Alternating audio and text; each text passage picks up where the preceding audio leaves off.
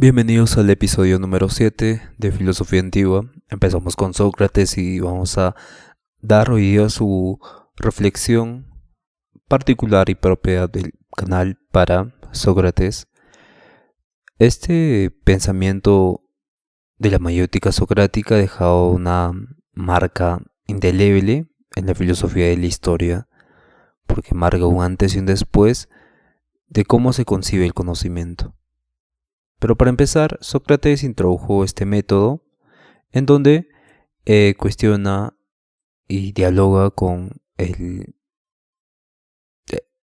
interlocutor sobre aspectos fundamentales como la justicia, el bien, la virtud, y utiliza métodos rigurosos en el ampliamiento de ideas, estableciendo un modelo para el análisis filosófico que sigue siendo central en la investigación y la enseñanza contemporánea. La vida y el conocimiento de Sócrates nos lleva a pensar que fue una persona que no se imaginó que iba a ser tanto revuelo la vida que tuvo y el conocimiento que profanó. Digo que profanó porque con Sócrates ya vemos esta sistematicidad en el conocimiento, porque antes de Sócrates, por ejemplo, no había libros y me refiero a que no había manuales, textos, sino que todo era memorístico, todo era oral, y esa oralidad se pierde cuando Platón escribe sobre Sócrates y los demás filósofos escriben cosas abstractas, cosas que deberían ser enseñadas de forma oral para que sean experimentadas. Y aquí vemos cómo Sócrates inconscientemente, porque seguramente no se imaginó que Platón iba a escribir un libro y 2000 años más adelante hubiesen personas que sigan leyendo sus libros y su pensamiento, y esto hace que sea muy interesante cómo se lleva el enfoque del método socrático y la mayéutica socrática, como vimos antes, evolucionó a la dialéctica. Pero para empezar vamos a hablar del impacto que tuvo en la filosofía occidental. Sócrates introdujo el método socrático, este enfoque basado en el cuestionamiento y el diálogo, que ha sido fundamental para el desarrollo del pensamiento crítico en la filosofía occidental. Este método promueve el examen riguroso de ideas y argumentos, estableciendo un método para el análisis filosófico que sigue siendo central en la investigación y en la enseñanza contemporánea. La concepción socrática de la virtud como conocimiento y su creencia en la conexión entre conocimiento y comportamiento moral, influido en numerosas teorías éticas posteriores. La idea de que el conocimiento conduce a la acción correcta sigue siendo un tema importante en la ética y la moral contemporánea, porque la idea de que el conocimiento nos conduce a una acción buena quiere decir que cualquier persona que conozca, que tenga conocimiento del bien, va a actuar correctamente, por más que no haya leyes establecidas en papel que solo sean deontológicas o solo sean mandatos. Y nos dice que en el conocimiento radica una acción buena, una acción moral buena. Y esto es muy abstracto porque ya nos menciona que no establece leyes como se hizo con Moisés, y aunque no digo que sean malas, no digo eso, sino que digo que decir que el conocimiento conduce a la acción correcta también nos permite ver que hay distintos tipos de conocimiento en distintas personas. Por eso Sócrates discute en los diálogos con varias personas y se da cuenta que hay una idea muy profunda en el ser humano que se encuentra solo con la autorreflexión y el autoconocimiento. Por eso se menciona muchas veces conócete a ti mismo, y este conócete a ti mismo se refiere a esta parte de conocimiento de la idea suprema, y este sigue siendo un tema importante en la ética y la moral, porque si existe algo tan profundo que al conocerlo conduciría a una acción buena, las personas no necesitarían leyes preestablecidas, sino no necesitarían algo moral preestablecido una creencia colectiva, por ejemplo, que les diga que qué acción es correcta, sino que esas personas ya estarían brindando esa acción moral que viene de algo mucho más abstracto, de conocer el bien mismo. Pero ya con Platón se habla de bien, en este caso de un conocimiento que viene de ellos mismos como sinónimo de autorreflexión. Sócrates no dejó ningún escrito. Los escritos que vemos de Sócrates son de Platón y otros discípulos que tuvo, y estos diálogos han establecido un debate, un modelo para el debate filosófico, y han influido en la forma en que los filósofos presentan y exploran estas ideas. El enfoque socrático de la educación está basado en el diálogo y el cuestionamiento, y esa sigue siendo una práctica que se da en la modernidad también. Alerta también a los estudiantes a cuestionar y analizar sus propias creencias y las de los demás, creencias de los demás, que les ayudaría a mejorar las habilidades del pensamiento crítico. Analizar por qué uno piensa lo que piensa y por qué cree que es lo que es algo muy importante para el ser humano, porque nos permite conocernos a nosotros mismos y de forma más humanista, más holística, que sentimos emocionalmente cómo actuamos, qué pensamos, qué creencias tenemos, qué prejuicios tenemos y por qué tenemos esos prejuicios. Y cuando encontramos la respuesta de por qué, vamos a seguir preguntando pero por qué, hasta que llegamos a un punto donde, como Sócrates diría, no solo sé que nada sé, pero para llegar a ese punto de solo sé que nada sé, se ha tenido que cuestionar tanto que realmente haya dicho no sé. Llega un punto donde se dice no sé. Y ese no sé, no saber, está el verdadero saber de algo. Porque al no saber nada, ya te quedas con la conciencia tan pura, tan limpia, tan como decirlo, tan cristalina, que simplemente lo sabes todo, pero a la vez no sabes nada porque no sabes cómo explicarlo. Y al no saber cómo explicarlo, o al no tener algo, al no tener palabras, mejor dicho, para ese algo, se vuelve vivencial y ya no se vuelve teórico abstracto. Y eso es algo, a mi interpretación, muy interesante sobre Sócrates. El método socrático no solo entonces se aplica a la educación académica, sino que también a la formación personal y humanística del hombre, y holística también. Entonces nos hace reflexionar los valores, las metas, las decisiones del día a día. Entonces el estilo de debate está basado en el cuestionamiento socrático y se refleja en los foros de discusión pública y en los medios de comunicación. Este enfoque promueve el diálogo más constructivo, reflexivo, sobre temas sociales, políticos, ambientales, facilitando así una mejor comprensión y resolución de problemas complejos.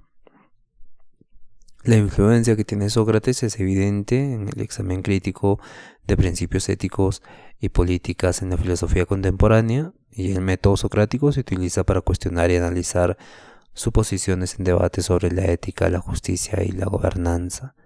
Las técnicas socráticas también se aplican en terapias de filosofía y coaching, donde se utilizan para ayudar a las personas a explorar sus creencias y tomar decisiones informadas. Este enfoque continúa mostrando su relevancia en la búsqueda de una claridad y un propósito más personal, más íntimo. Bien, podemos dar como otro punto de reflexión en la vida personal, ¿no? Cuando se dice conoces de a ti mismo, Sócrates resalta la importancia de el autoconocimiento, pero este autoconocimiento ya se ve muy abstracto cuando se tienen creencias muy arraigadas, ¿no? Por ejemplo, una persona que vive en una sociedad donde se le inculcan creencias desde niño, ya no se cuestiona por esas cosas, sino simplemente las creencias se vuelven en certezas, y las certezas se vuelven en hábitos, y los hábitos se vuelven en la vida de la persona. Y eso hace que las certezas los hábitos sean cotidianos, en la cotidianidad ya no existe el cuestionamiento de las creencias. Y aplicar esta idea en una vida diaria implica una autoevaluación, una reflexión continua de nuestras creencias, valores y comportamientos. Reflexiona sobre nuestras acciones y motivaciones, ayuda también a comprender mejor quiénes somos y qué queremos lograr en la vida. Cuestiona también nuestros valores, nuestras metas.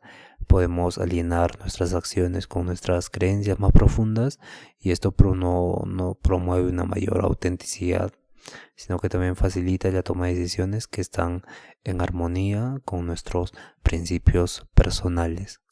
Sócrates también creía que la virtud era esencial para una vida buena y además una vida plena.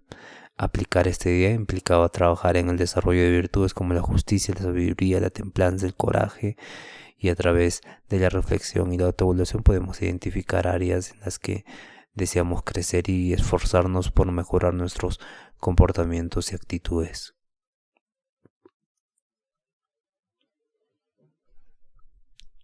Pero Sócrates llega a la conclusión, después de toda una vida de autoanálisis, que solo sé que nada sé, ¿no? Pero lo hice de una forma tan... Es como si Sócrates hubiese descubierto que había algo mucho más profundo que lo que se explica con la lógica, que dijo, solo sé que nada sé, porque no sabía explicar aquello que había experimentado al conocerse a sí mismo. Entonces él creía en que la virtud es esencial para una vida buena y plena. Aplicar esta idea implicaba trabajar en el desarrollo de las virtudes como la justicia, la sabiduría, la templanza, el coraje.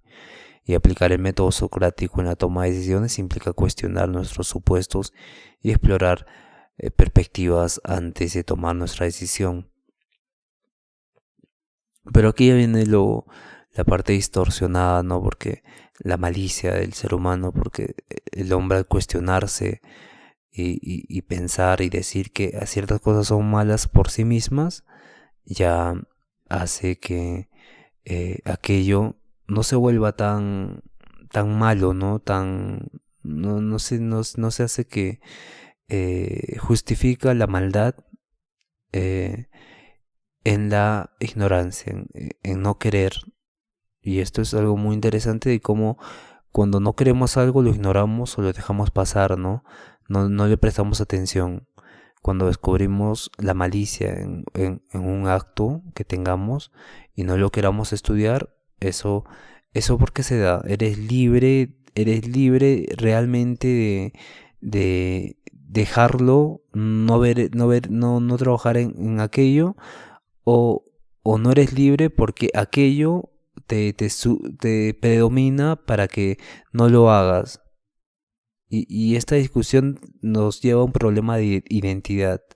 Y el problema de la identidad es que durante mucho tiempo, yo vengo a plantear otra forma, pero durante mucho tiempo el cuerpo y el alma tenían diferente identidad.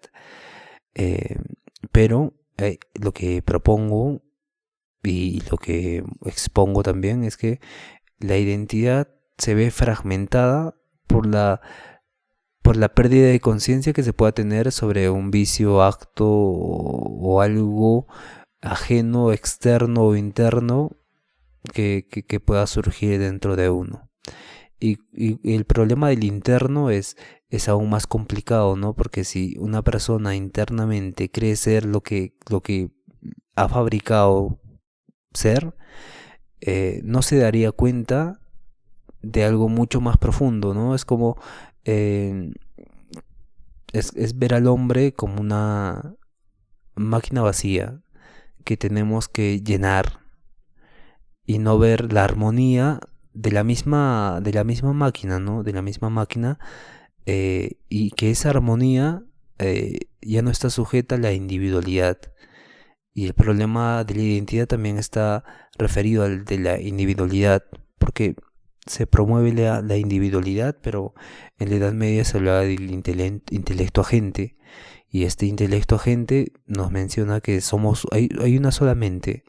¿Y por qué hay una sola mente? Porque todos básicamente buscamos, queremos similares cosas, y existe algo mucho más profundo en el ser humano que hace que esté en armonía, como Leibniz diría, una mónada en armonía con otras mónadas que experimenten situaciones desde el punto de vista, desde la ventana de su mónada. Pero lo que está supeditando a que sea una mónada, a que sea algo que ya esté preestablecido en el mundo y esté arrojado en el mundo, sea lo que nosotros denominamos la conciencia de unidad. Y esta conciencia de unidad no refiere a la personalidad individual y al egoísmo o al yoísmo, ¿no? Y esto es algo, y en ese estado no conocerías nada, porque la individualidad conoce, pero conoce para él mismo. Pero al estar en ese estado de unidad perfecta, el conocer ya no sería una opción, sería un hecho dado, vivencial. Y eso es algo muy, muy interesante que nos podemos estar perdiendo por no autoexplorarnos a nosotros mismos, ¿no? Porque, como antes mencionábamos al inicio de la conversación, bueno, de esta sección, de esta reflexión, es que una persona mala, bueno, no vas a decir mal, una persona que sabe que hace el mal pero no trabaja en ella, y ahí preguntamos si es libre esta persona de no trabajar en ella, o no es libre porque aquello que cree aquella persona justifica lo malo para no trabajar en ella, es realmente dependiente de aquella cosa negativa que no le permite autorreflexionar sobre ella misma referente a eso, o que si esa persona en su libertad decide no hacerlo.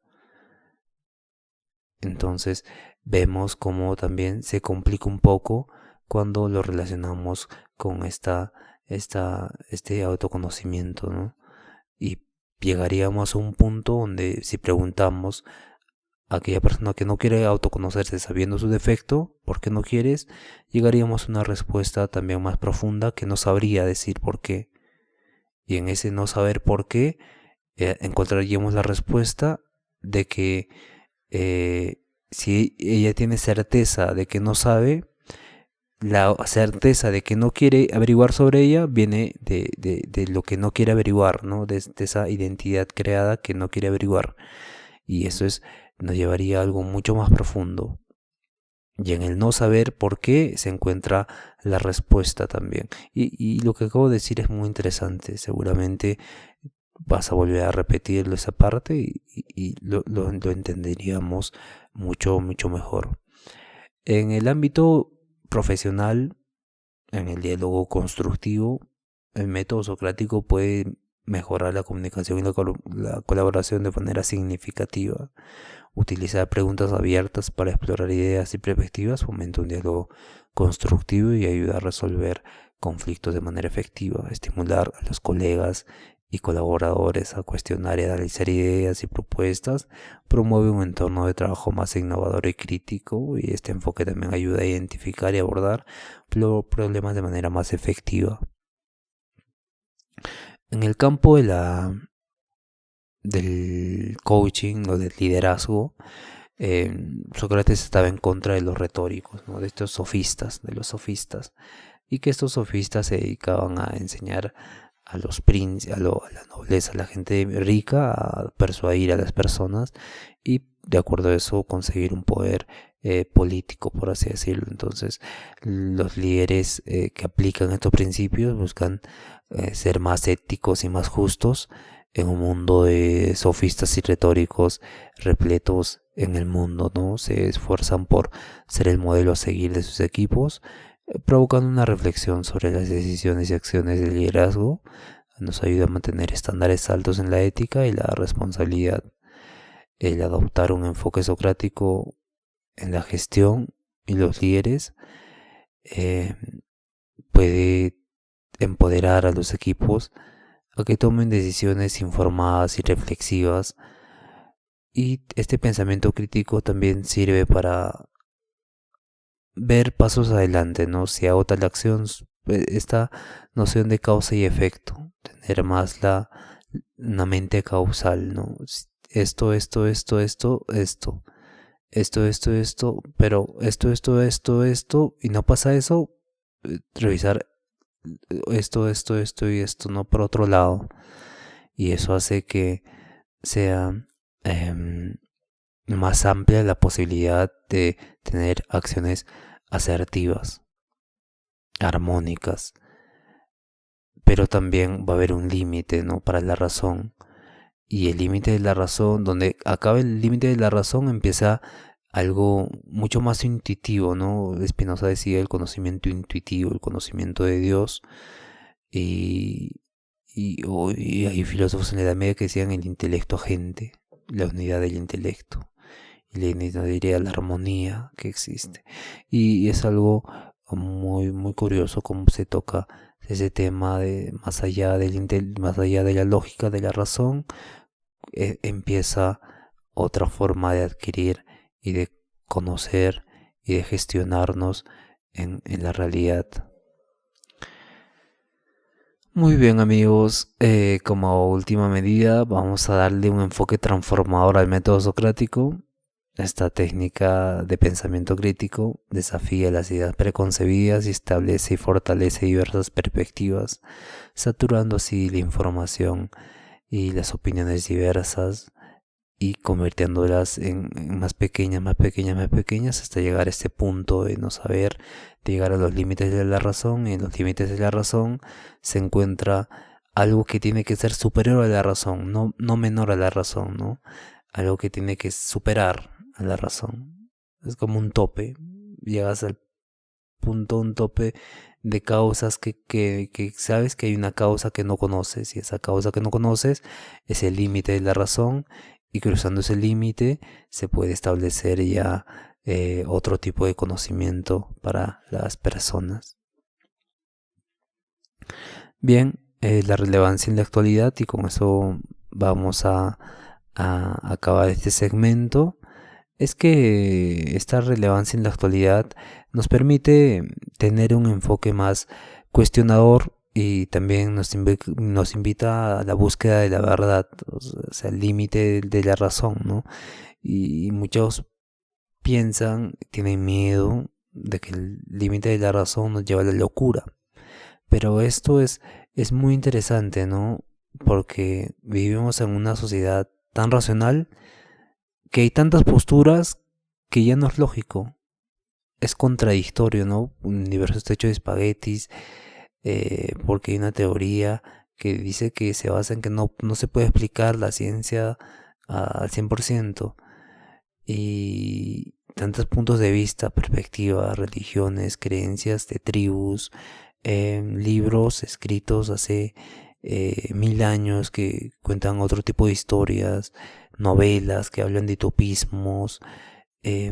Todo parece que si alguien con certeza no discerniera entre lo que cree que es lo correcto y lo que no es correcto, básicamente aceptaría todo como cierto, me refiero, entraría en una saturación que la razón ha provocado.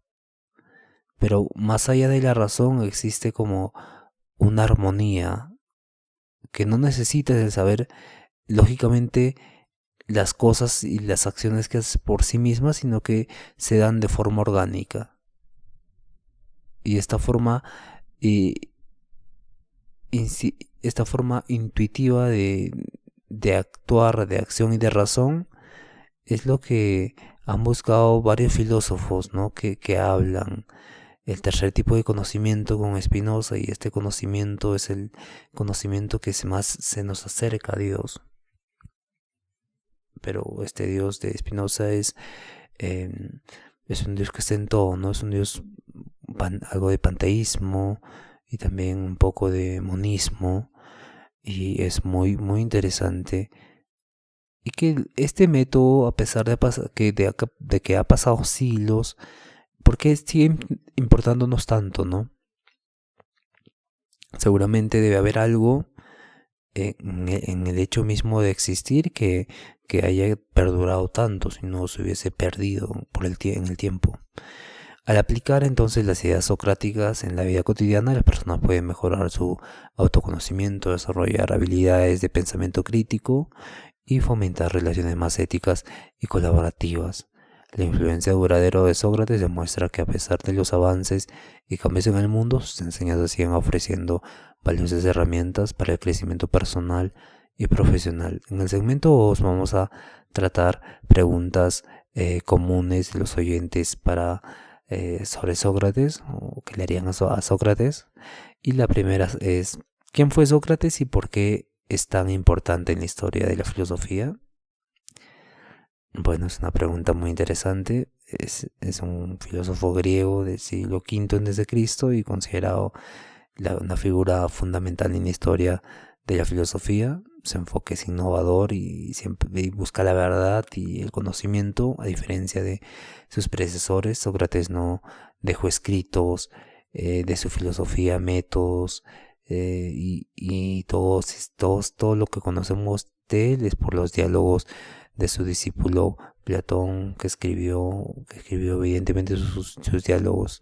La importancia radica en su método socrático, que como vimos antes se desarrolla es el predecesor de la tesis, antítesis, síntesis, y después pasa con Hegel, después pasa al marxismo, y después pasa al método científico, y se utiliza este método para el diálogo y el cuestionamiento para alcanzar lo que se considera en algunas ciencias la verdad, o el conocer un conocimiento nuevo y fiable, y en su énfasis en la moralidad y vivir de forma auténtica hasta recibir una injusticia para no cometer el mismo, recibir la muerte para no cometer una injusticia. Es algo muy, muy hablado y muy valorado por todo el pensamiento occidental. También em, la otra pregunta es: ¿qué es el método socrático y cómo funciona? El método socrático es una técnica de investigación basada en el diálogo y el cuestionamiento. Sócrates usaba una serie de preguntas para guiar a sus interlocutores a examinar sus creencias y llegar a conclusiones por sí mismos. En lugar de proporcionar respuestas directas, Sócrates desafiaba a sus interlocutores a pensar críticamente y a explorar sus ideas más profundamente. Este enfoque fomenta el entendimiento más claro y también eh, la robustez en temas discutidos o temas reflexionados, y ayuda al descubrimiento de la verdad a través de la reflexión y el análisis sistemático de estos cuestionamientos. Otra pregunta es: ¿qué críticas se han hecho al método socrático y la filosofía de Sócrates?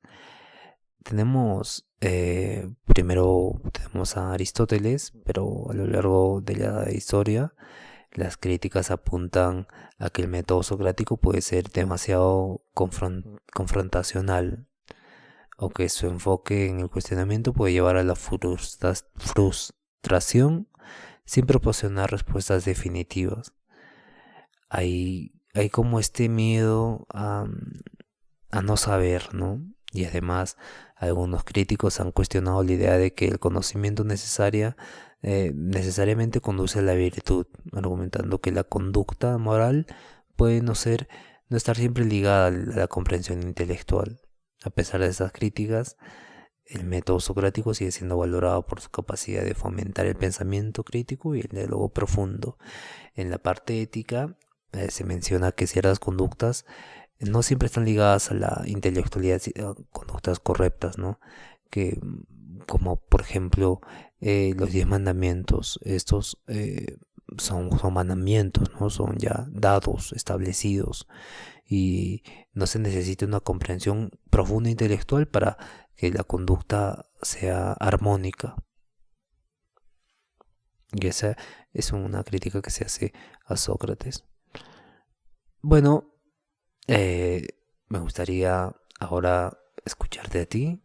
¿Qué piensas sobre la filosofía de Sócrates? ¿Cómo crees que su método de cuestionamiento y diálogo podría aplicarse en tu vida personal o profesional? Y también si hay algunos aspectos de su pensamiento que te hayan resonado particularmente o te gustaría explorar más a fondo. Déjame en los comentarios. O si no, también puedes hacerlo de forma autorreflexiva y autoindependiente para ti mismo. Bueno, para mí Sócrates ha sido como una leyenda que se contaba de filósofo tras filósofo tras filósofo y que se fue modificando cuando Platón lo escribió. Y esto hace que sea aún más misterioso, ¿no? Muchos dicen que Sócrates nunca existió, que siempre fue Platón el que discutía, o que fue una imaginación de Platón. Otros mencionan que fue alguien como lo que mayormente se considera, ¿no? Una persona que vivió pero no escribió nada, pero vivió tan moralmente que escribieron mucho sobre él.